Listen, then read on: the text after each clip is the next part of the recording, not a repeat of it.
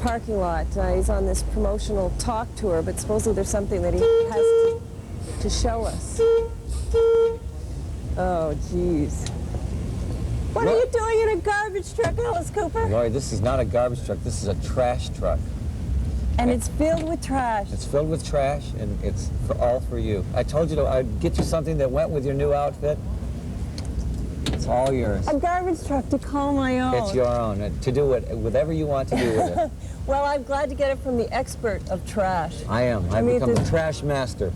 You have been, and I wonder, is it tough to stay true to trash? It is, actually. No, all rock and roll, all good rock and roll is trash. Yeah. Every good band I've ever known started in a garage where trash is, and that's why trash is trash.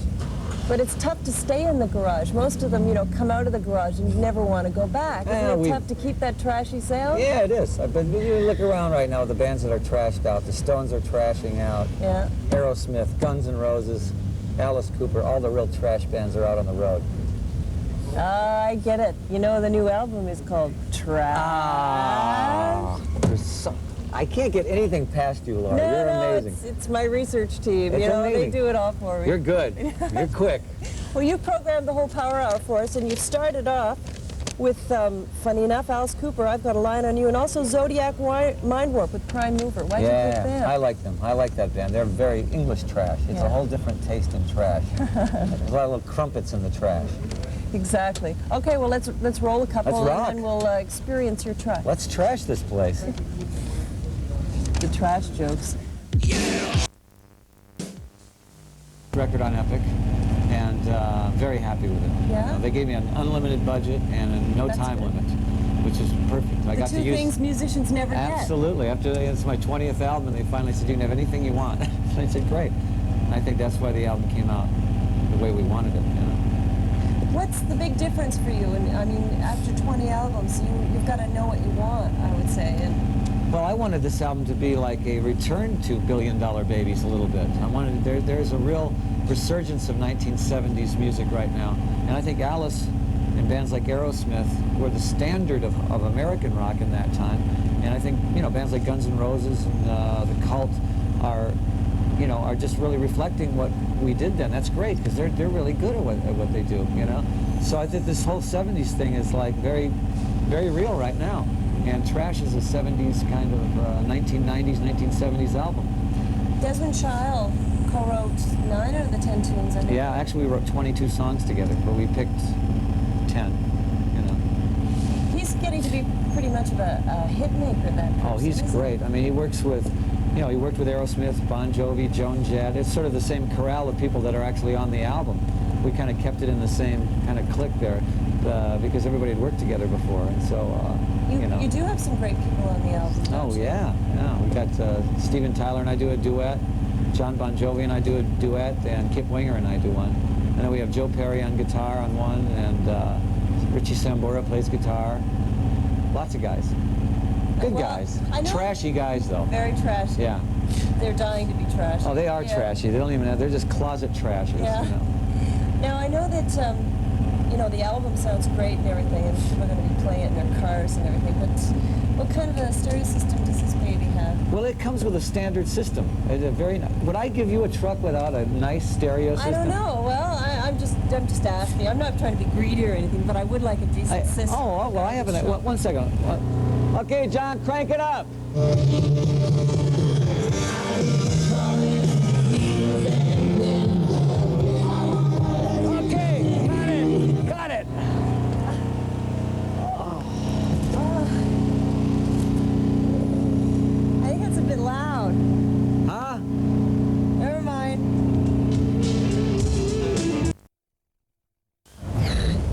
Okay, we're back to normal levels? Yes. Yeah, I can hear you now.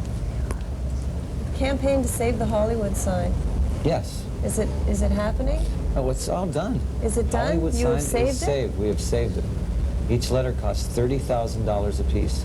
And I bought the first one. Yeah. And I said, if nothing else happens, the O in Hollywood is going to be saved. There's going to be a brand new O up there. And I think I embarrassed everybody else into doing the rest of them. But Spielberg bought one. Right. Gene Autry. Playboy magazine, Warner Brothers, everybody bought one. Isn't that wonderful? Yeah, so now it's a brand new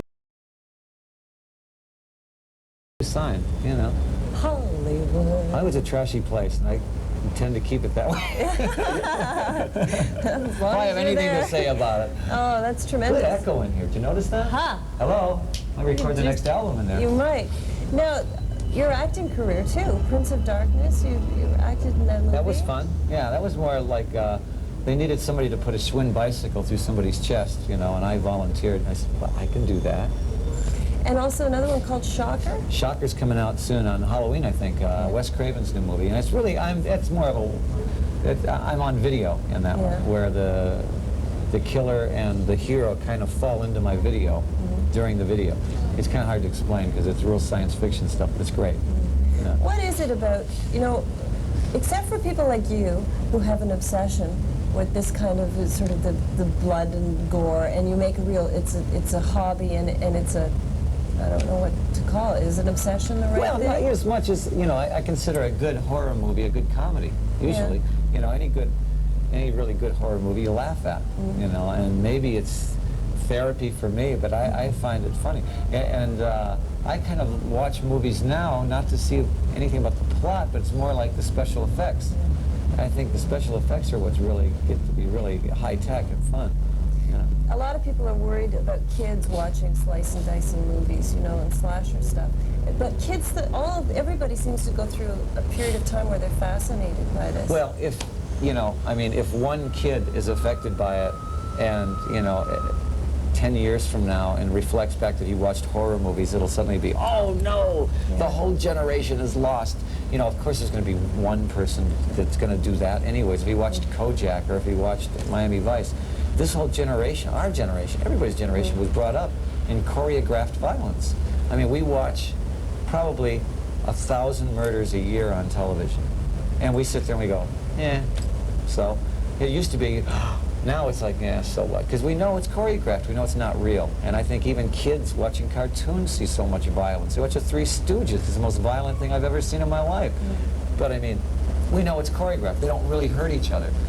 Whereas real violence, when you see something like what happened in China, where 1,000 people get shot, or 2 guys in a bar that, you know, that are knocking each other's heads off, that's real violence. Nobody in their right mind believes in that.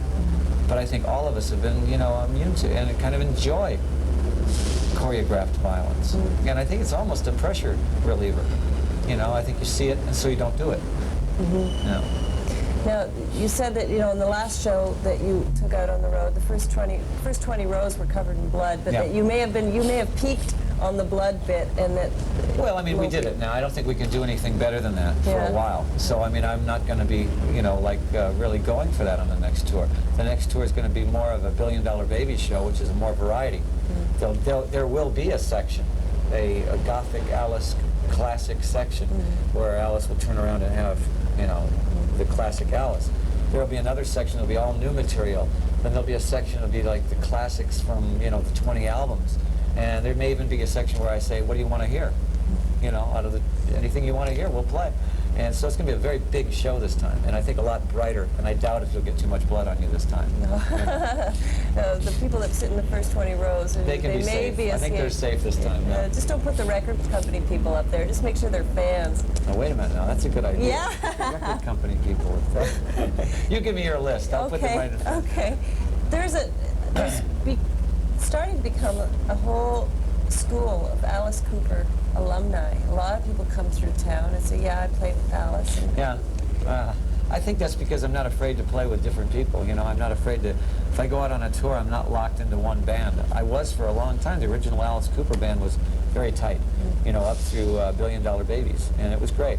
Now, I don't think that I'm really locked into having to use the same guys over and over again. I expect them to come out with me for 2 years or so and then go and do their own albums. I don't think that they should be, you know, I mean, I should be a springboard for their careers.